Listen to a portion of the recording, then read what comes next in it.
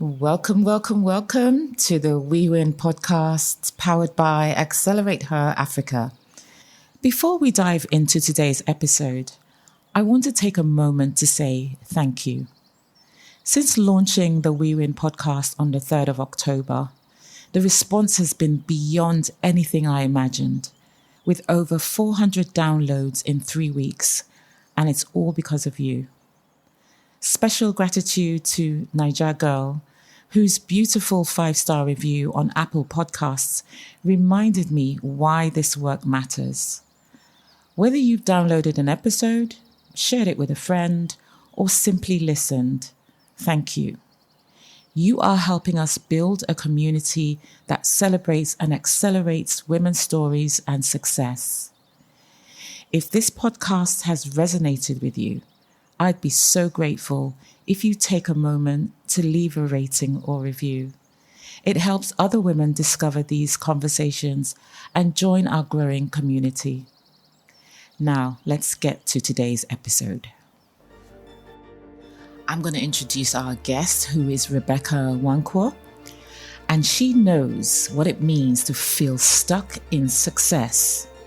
After 20 years in real estate, she made a brave choice at 40, enrolled in a global executive MBA at a top 3 business school, IESE, while working full-time with 2 daughters. That transformation fueled her mission, helping women over 40 to break autopilot, silence self-doubt, and design purposeful lives.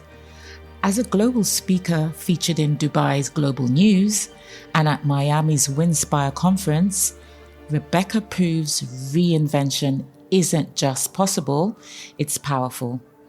She helps women see possibilities instead of limits and take steps towards futures they thought were out of reach. Our mindset queen, Rebecca. Rebecca, welcome to the We Win podcast. It's so great to have you here with us today. Thank you so much for having me. I'm excited. Rebecca, your story is a masterclass in mid-career reinvention. Let's start at the beginning of that change. You described a point where your career achievements and your deeper sense of purpose were no longer aligned, a feeling of constant restlessness. For the successful professional listening, who might feel the same quiet unease, can you describe what that misalignment felt like day to day? Okay, so just to give some context first, I've been in the corporate real estate industry now for 20 years. So I've been in there for a long time. And when I hit 40, I just found myself wondering if what I was doing was exactly what I was meant to be doing. I don't know if it was an aha moment. I just found myself thinking, there's got to be more out there. I'm like, is this it? Like what you're doing right now? And is this bringing you joy? Is this what you want to do for the rest of your life? Right. And I was like, oh, I don't know. To be honest, when I first had that question, I pushed it aside for at least a year because I was like, sorry, it's just one of those things, I'll figure it out. So I pushed it aside, but it just kept coming back. Like I was restless. That's where the restlessness came from. And then I thought, okay, I need to address this. Let me start looking for another job because I'm like, it must be the job that I'm doing. Let me find another one. Got myself an executive coach. She did a great job because she presented me with some really good roles. And I never forget, there was one particular role that she showed me. And it was like 50K more than what I was earning, So on paper, it was excellent. It was a good company, but I just didn't feel anything. I didn't feel any spark. If that was me, maybe even 2 years before then, I would have been like, right, where do I sign? But I didn't feel anything. And I remember calling her and saying, thanks for sending this to me and for the opportunity. But it's exactly what I'm doing now. I said it's just with a different company and with a bigger team and with more money. So essentially, I'm still doing the same thing. It didn't answer my question of what do I need to do to make me feel like I'm doing something that's aligned with my purpose. So that's when I knew I had to do something different. And that's coincidentally, my cousin from the US came to the UK at that time, and she had just finished her MBA at Wharton, Pennsylvania, which is one of the top schools in the world, right? And we got talking, and she told me, like, you know, how absolutely wonderful her MBA was and how it actually helped her get the job she has now in Google. So she finished, and then 5 months later, she got employed by Google. So, and to again put that in context, she was working in consulting. Then she moved to tech. So I was like, and then we talked about salaries. Her salary was like double what she was earning in the consulting world, you know, from literally doing an MBA, getting into tech. And it seemed like her world had completely changed, you know, and she credited it to doing the MBA. And I was like, okay, that's what I need to do. I need to do something like that gives me an opportunity to pivot, you know, to not just keep going straight, but then give me an option to go left or right.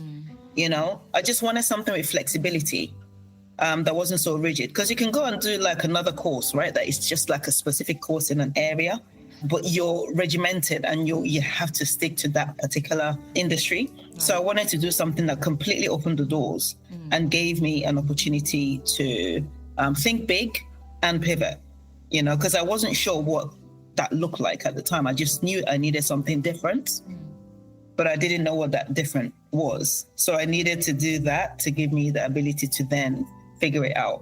So that's where that whole idea came from. So I had that itch, constant itch. I knew I had to do something about it. And then the opportunity for the MBA came from speaking to my cousin. I started researching, then I found the schools I wanted to apply to. Then I suppose the rest is history, you know. It says a lot about you when you turn down an opportunity to earn a lot more money for something that you know within you is driving you. Your purpose was driving you at the time, that you felt it strong enough to turn down that opportunity just so that you could align properly with that itch you spoke about. Exactly. Yeah. And I suppose that's the thing about living finding something that aligns with your purpose. It's more than just about the money. It's more about that thing that makes you want to wake up every morning, that thing that puts a smile on your face, that thing that makes you feel like, for me, it was I wanted to make a bigger impact on individuals, like not just society as a whole, but I wanted to make an impact on people's lives. And I knew I could do more. Like I knew I could do more than what I was doing. So that's where that feeling of misalignment came from. I know exactly what you mean. You asked yourself the powerful question, is this it? And the answer came back as a loud and clear no. What gave you the courage to act on that answer and pursue a bold new chapter rather than settling for the successful path you're already on? Because I'd already tried that for a year. Because remember I said that the question came before and I pushed it aside. I was like, yeah, well, it's going to go away. It's just one of those things. But it just kept coming back. And then I did spoke to the executive agent who helped me find that other role. And that wasn't enough. I think that's when I knew, when I was presented with such a good opportunity and it didn't do anything for me, I knew that it had to be something a little bit more drastic than that. And then coupled with the fact that when I spoke to my cousin and she basically told me how the MBA changed her life, I was like, okay, I need something that is going to change my life. And, I'm a big believer in, if something hurts you badly enough, then you got to do something about it. If it hurts badly enough, why stay in the same cycle? I had to break the cycle. And you're right, I could have I'm not going to say happily, but I could have stayed within the path I was on. It was okay. But by that time, I knew that wasn't enough. I knew that I needed more than just okay. I felt like before I knew it, life was just happening. If I looked at the previous 5 years, I couldn't tell you what I felt like I'd achieved, and time flies. So I knew that I wanted my next few years going forward to be more purposeful, and I think your 40s, I can only speak about myself, but I can tell you now, your 40s is very pivotal because your 40s is like the midlife, essentially. Not everybody wants to admit it, but yes, it is a midlife. And also, this is a point where you still have a long runway ahead of you. Like we're living longer, especially women. You have at least 20, 30 years extra career, or life ahead of you to continue working, potentially. So I think it's the right time to actually stop and ask yourself the question, because it's easy to fall into things. I fell into real estate and I enjoyed it up until a point that I stopped enjoying it, right? And I'm not saying real estate as a whole, I'm talking about the particular function I was doing, so because real estate as a whole is huge, but it just didn't give me what I was doing, just didn't give me that edge anymore, that itch, that like I wasn't satisfied with it, So for me, the 40s is a pivotal moment in our lives, right? Because that's the point where you say to yourself, well, hang on a minute, I've still got this many years ahead of me and I've done this so far. What I've done so far, is that enough? Is that what I want really for this other many years in front of me? And if it's not what I want, if I'm like, okay, fine, that's done now and I've achieved what I've achieved. But you get to that point and when you ask that question, if it's not enough, then you have to do, for me, it was non-negotiable. I had to do something to then help shape the next 20, 30 years of my life, and I wanted to be much more intentional about it at this stage. And also, I think when you get to a certain age, again, I think it's 40s, you stop caring so much about what other people say and what people think, so maybe that's also another factor to take into consideration. You're like, look, right now, I just need to do what I need to do, right? I say, I need to concentrate on me. Yeah. So that was also something that was happening to me in my 40s. But I knew that I had to do something different. Yeah. I knew I had to take a drastic action. Otherwise, I would just keep going round and round in the same loop. It's great how you realize this in your 40s, that you became restless and you knew you had to feed that. You needed to do something different and make that pivot. So that bold new chapter was a global executive MBA that you've called intense, transformative, and completely life-changing. You've shared that the hardest part of that journey was the guilt of missing family moments. You did something incredibly intentional. I love this. You wrote letters to your daughters and partner explaining your why. Can you talk about the decision and how putting your purpose on paper helped you navigate those tough days? Yeah, those were, it's bringing memories back now. So when I decided that I wanted to embark on this journey, I knew it was going to be rough. From the get-go, I'm doing something that not many people do because it's not easy, and something way out of my comfort zone. And something quite disruptive to my current lifestyle, because I had to travel and to go to the modules and, do it with work and with family. So I knew it was going to be challenging. So I was mentally preparing myself, but I also knew that I had to somehow prepare my family, my people that were closest to me. They were going to live it with me, because it's my journey, but it's not mine alone. My family were also going to be part of that journey. Right. I mean, after all, I wasn't just doing it for me, I was also doing it for my family. So I knew that I had to bring them along on the journey with me. It really helps when you have support, when you're doing something this tough, right? It is really helpful. Not saying that it's insurmountable if you'd for whatever reason, you don't have that support. It just makes it a lot harder to do it. So I knew that it was absolutely critical to try and get my other half and my girls involved right from the start. Because there are lots of considerations. Once I decided, okay, that's what I wanted to do, and I figured it had to be an executive MBA, then I did more research and found out, okay, no, I actually want to do a global executive MBA. I knew that, that journey was going to be so rigorous. So first of all, I had to figure out how I was going to pay for it, because it wasn't cheap. And then figure out how I was going to get my family support, because I had to every module we went to a different country. By the end, it was 18 months. By the end, I'd been to 7 different countries in 4 continents in 18 months. So it's quite intense in that sense. And then I also had to get the support of work, because I needed time off. It was 2 weeks each time to go away to these different countries for these modules, right? So I had to get support from work. And I knew, okay, let's start with, well, potentially what is probably the easiest thing to try and get, which is family. All right. So I decided to write them letters because we often forget things that are said, right? I mean, I don't know about you, but like, someone can say something to me today. By next week, by like 2 days' time, I might forget certain elements of it.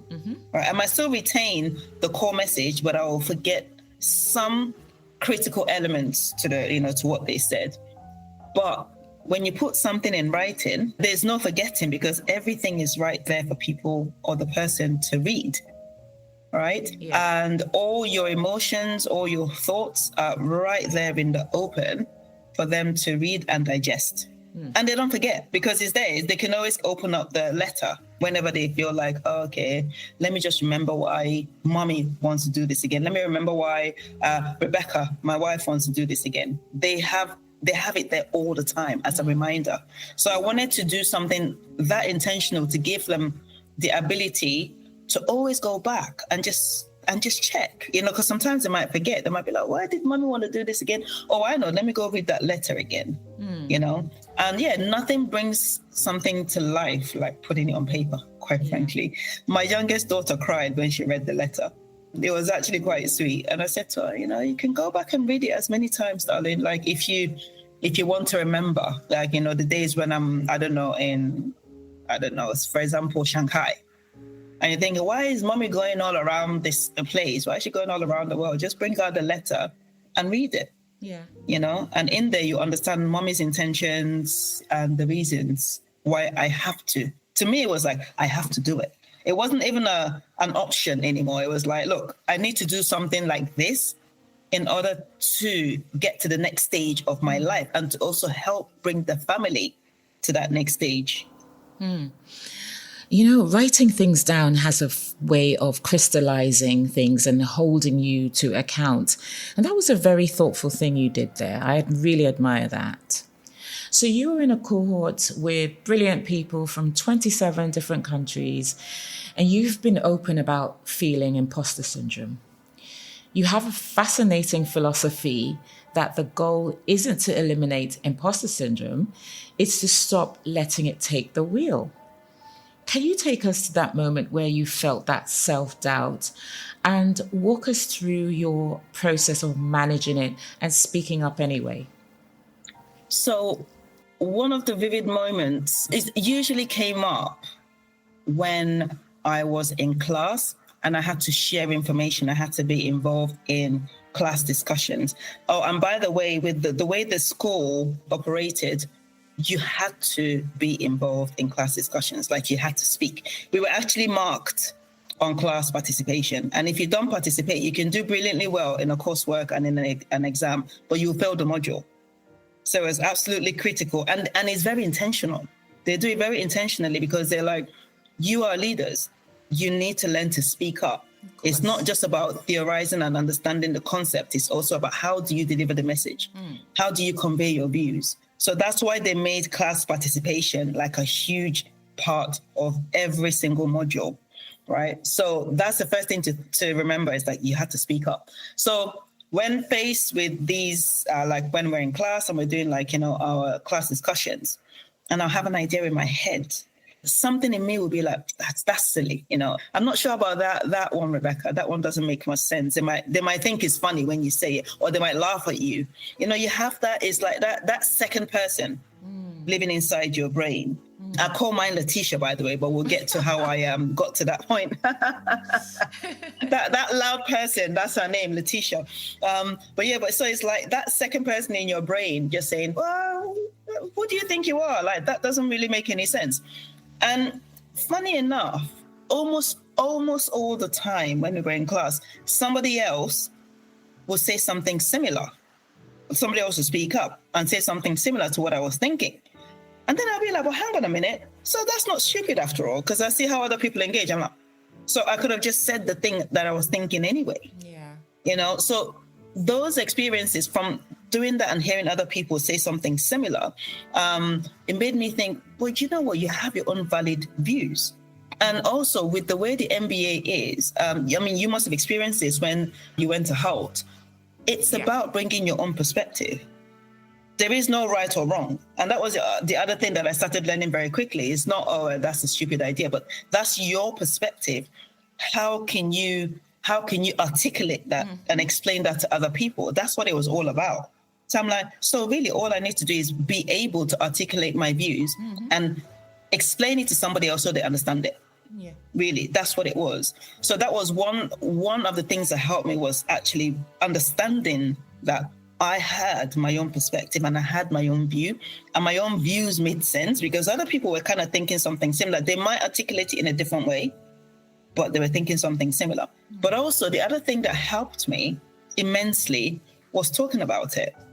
So every so often, like, you know, I might be walking back to like my hotel with one of my classmates and I'll mention, oh, do you know, at this particular point when Professor said this, it was a bit uncomfortable, you know, like I kind of wanted to say something, but I didn't for some reason, you know, like I will talk about it openly to some people. You know who you talk, you know, who you can express things like this with over time.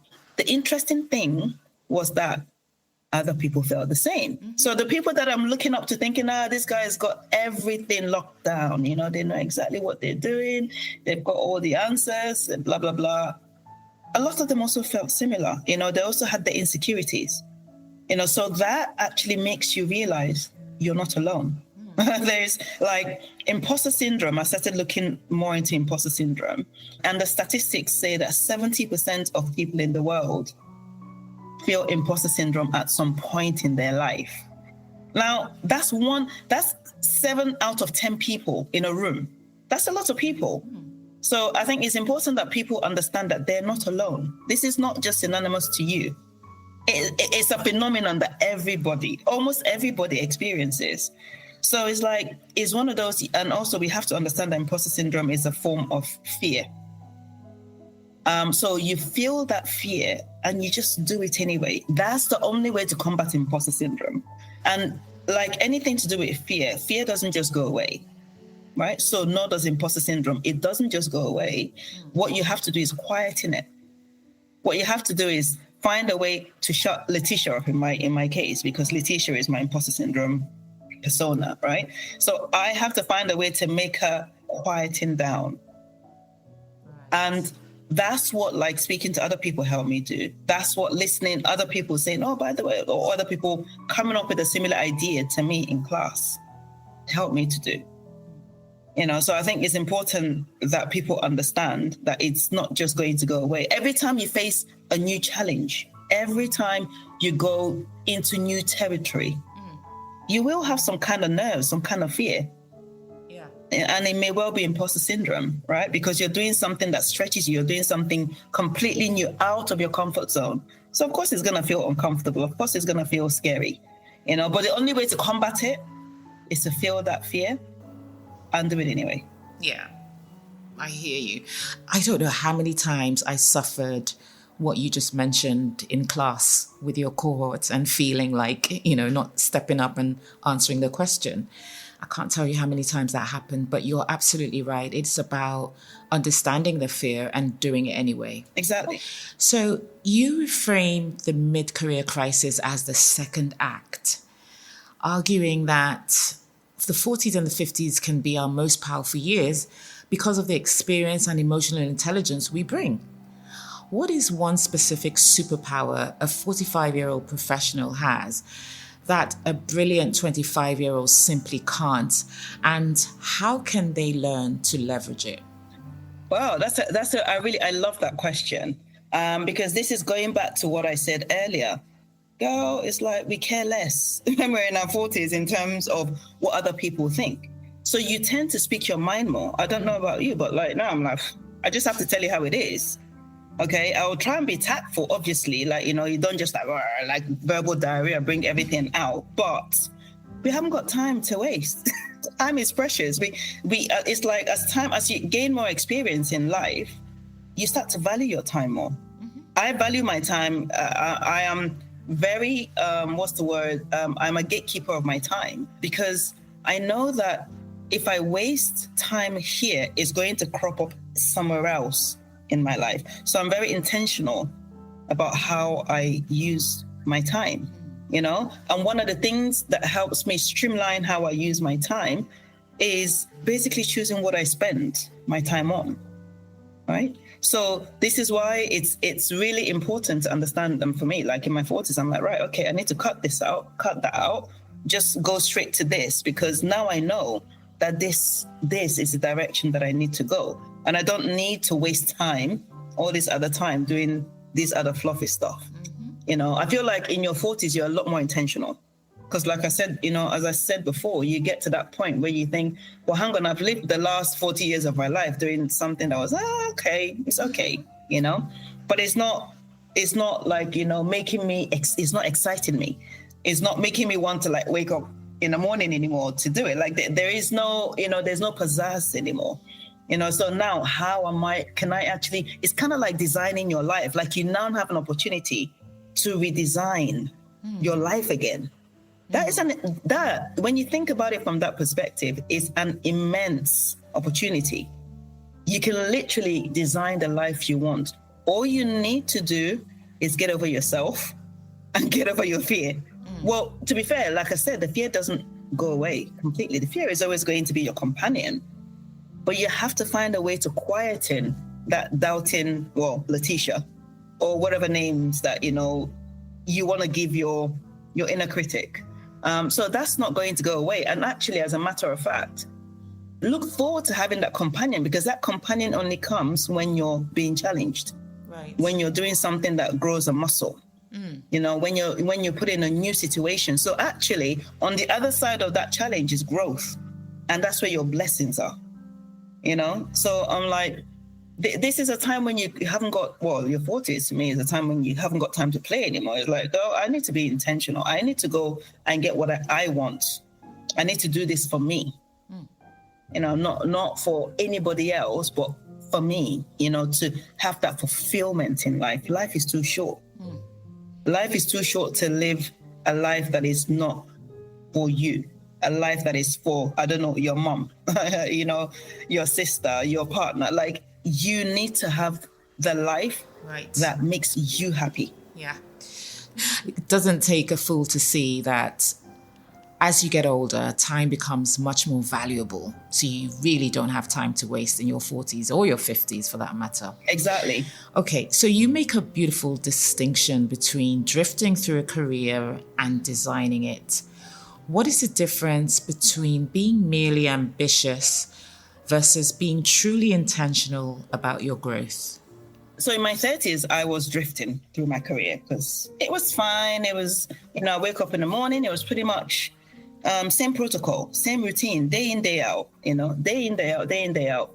Before I know it, like, you know, 5 years has gone by. You look back and you're like, hang on a minute, what's happened in the last 5 years? And you can't even put your finger on it because you have been living in autopilot. You know, so I found that in my 30s, drifting through my career, doing the same thing, you know, waking up in the morning, maybe take one holiday a year, continuing going through the motion. That's what drifting feels like. It's like you're just going through the motion, you know. And also, to be honest, at that point, I stopped dreaming. I realized that now, that in my 30s, I stopped dreaming, you know. So just going back a little bit, just to give some context to that. I had my first daughter, Amelia, when I was 30. And after I had her, I had postnatal depression. I didn't even know that that's what it was. Like, I didn't put a name to it. I just knew that at that time, it was a period where I just felt down and I just wanted to be by myself with my baby. I didn't reach out to friends. Like, I was kind of like isolating myself in a way. Because to me, it was like, I didn't really want to engage that much with the outside world. You know, I was okay in my own little bubble, didn't really want to let people in. So during that time, lost contact with quite a few friends. And it was only later on, after that, like, then I got to a place where, I don't know, it kind of eased off on its own. I can't really tell you what I did, right, to get to the other side. It's just that I know that after a certain point, I started like reaching out slowly. No, it wasn't like it didn't happen all at once, you know, reached out to maybe one friend, you know, call back another friend that left a message like, you know, I don't know, 3 days ago. Because before, people would leave messages and I'll be like, oh, I'll get to it. And I never do. After I went through that phase, I think I just got to the point where I was like, what I'm doing is okay. I don't know. It kind of also sipped into my career. Right. And I was like, well, what I'm doing is okay. I don't need to rock the boat. The career is decent. So let's just keep going. And that's what happened, in my 30s, is literally drifting through. And it was okay at the time until I got to my 40s. And I was like, well, hang on, Rebecca.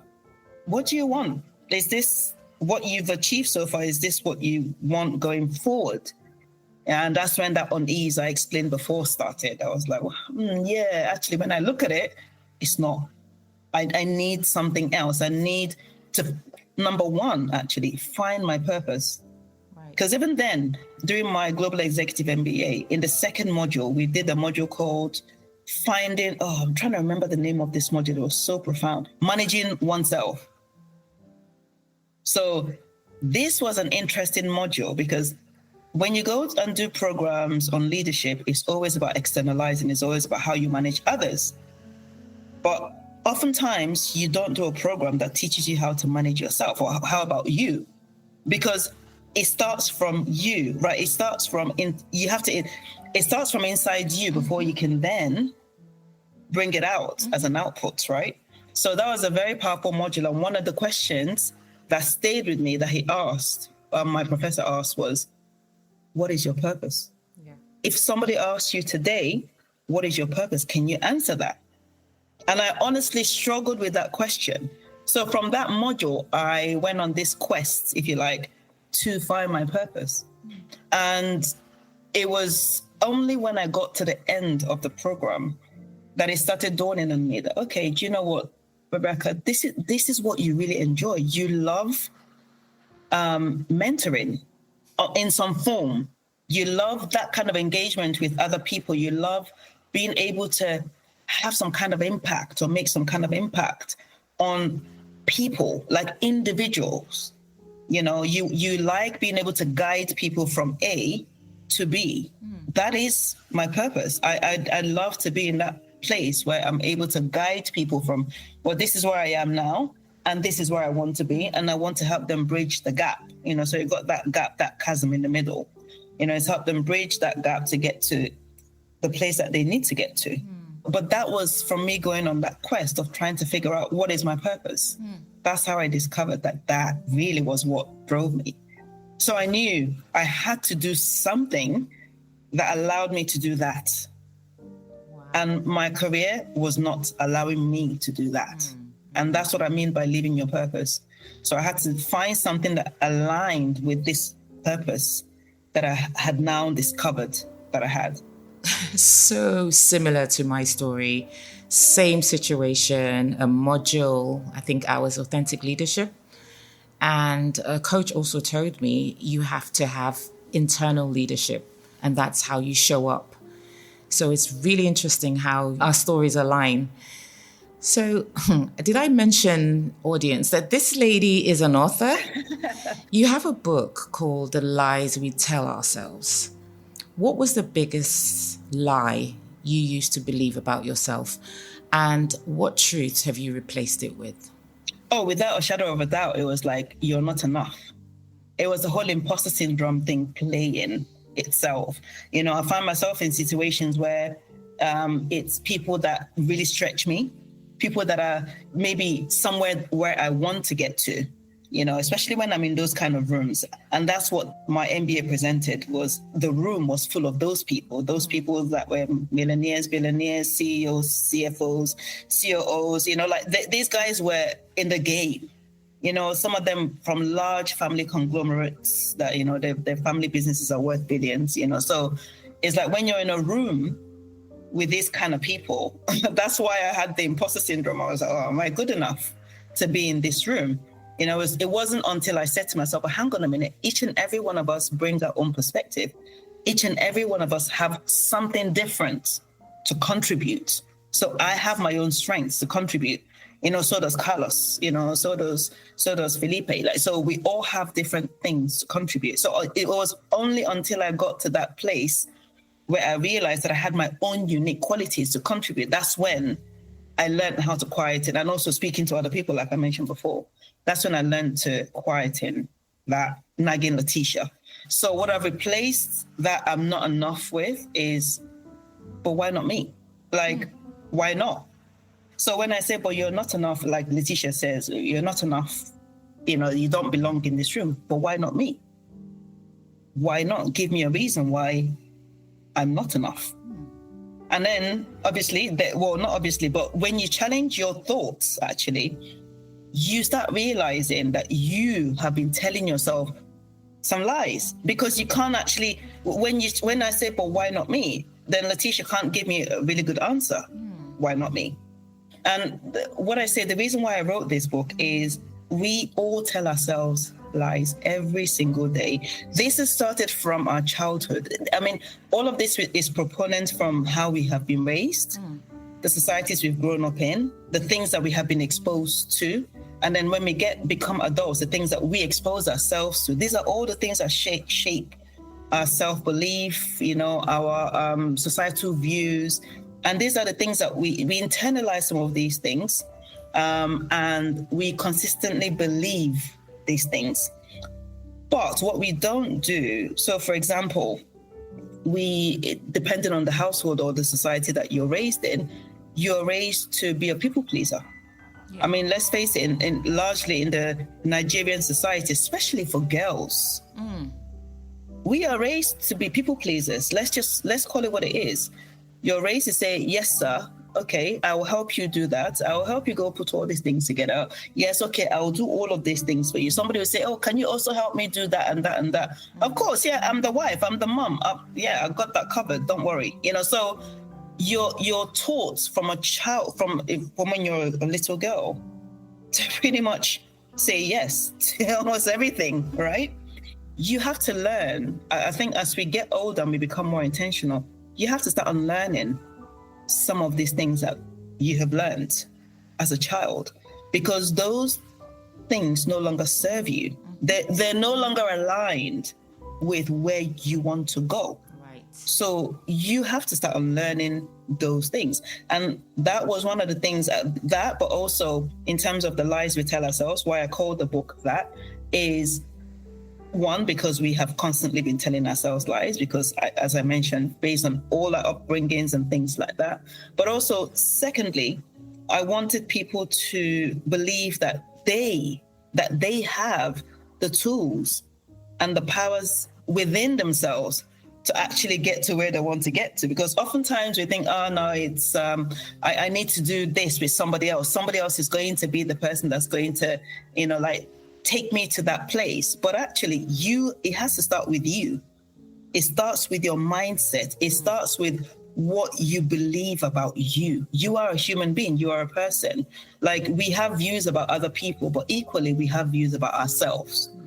And the thing is, if somebody tells you a lie, or if somebody tells you something that you believe to be untrue, you challenge them, right? You'd be like, nah, come on, Lolita, that's not true. Rebecca, nah, come on. That's not what I heard. But when we tell ourselves these things, we don't challenge ourselves. Why is that? We just believe it. Like, you say, I'm not enough. Okay, not enough. You can't do that. Okay, yeah.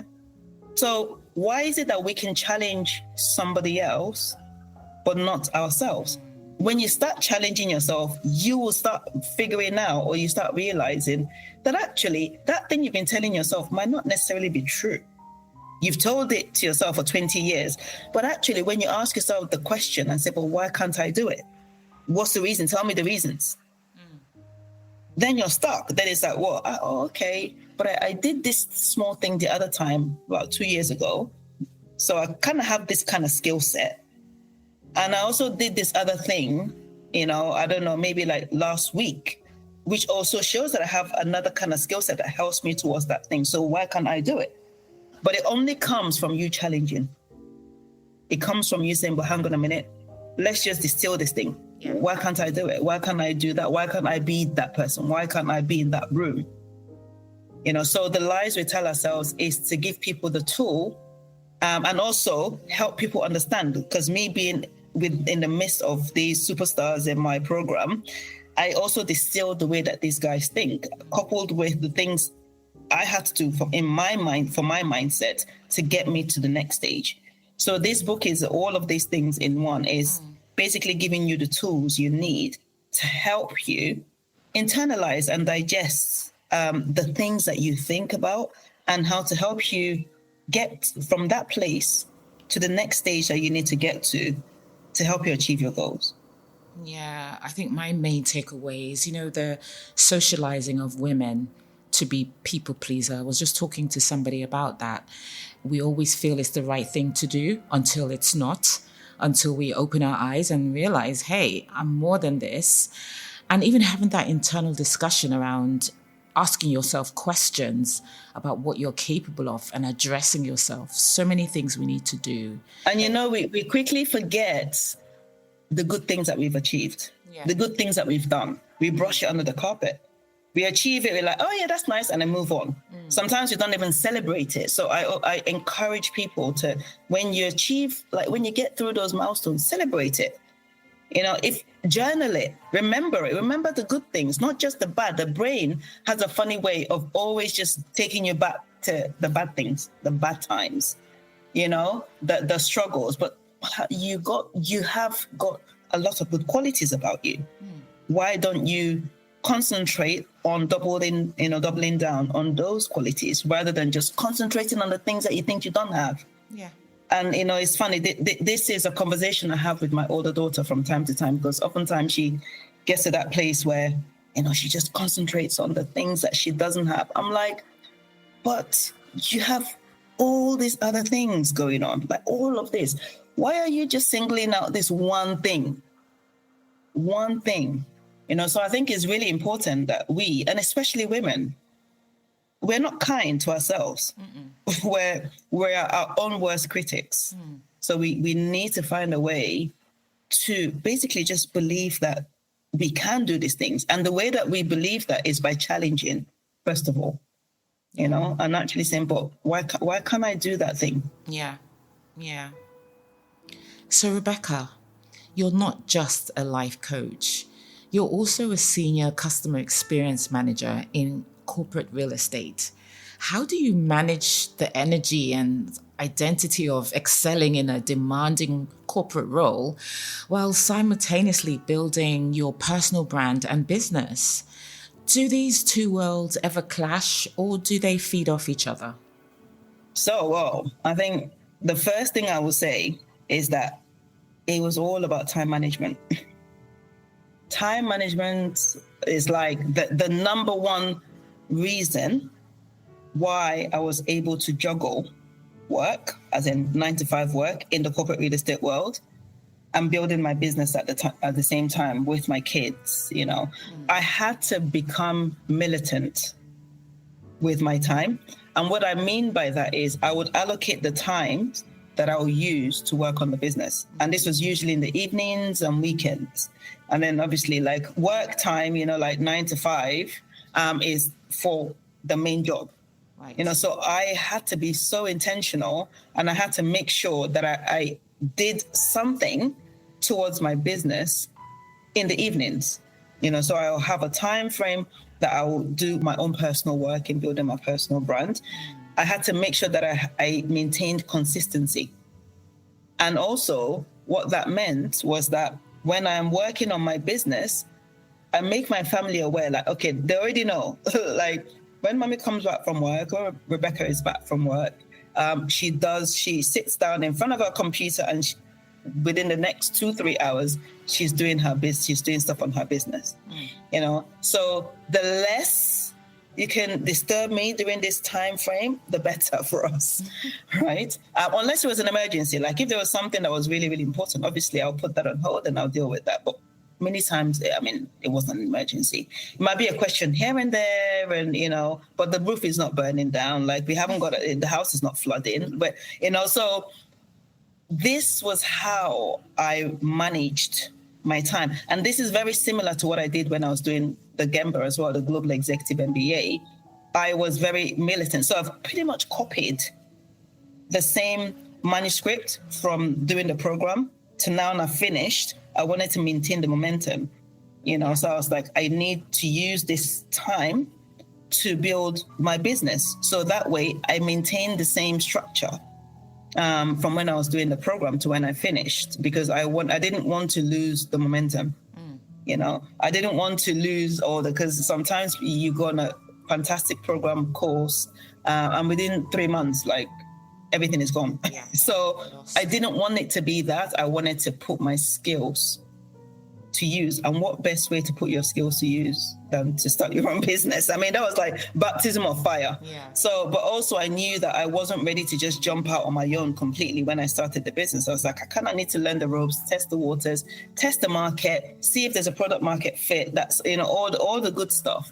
But I also knew that I needed to build my own personal brand. So people will start hearing my name, associate me with the business or my services. So I knew that the personal brand was very important to helping me get to the stage I wanted to get to. I mean, to be fair, in this day and age, you cannot build a business anymore without having some kind of personal brand. Maybe possible, but it's twice as hard. Yeah. So this is one key realization, if you like.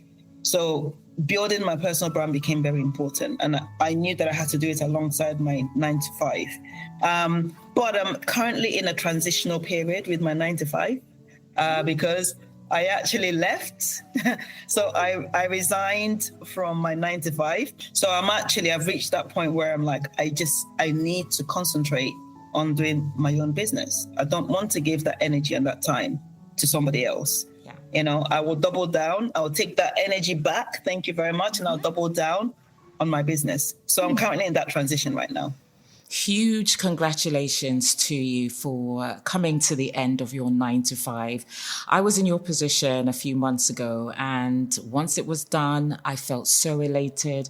I woke up every morning really excited. 4 a.m, I'm good to go, because that energy you're talking about, taking it back and putting it in my personal brand. And it's so exciting. You would love it. You would love the new life. Thank you so much. I'm looking forward to it, actually. I'm excited. Okay, so finally, what's next for Rebecca's new mission? You've mentioned scaling your coaching business globally and that there may just be another book coming. So what does the next, even bigger chapter look like for Rebecca Nwankwo? Oh, the future is bright. The future is orange. Only joking. But, orange.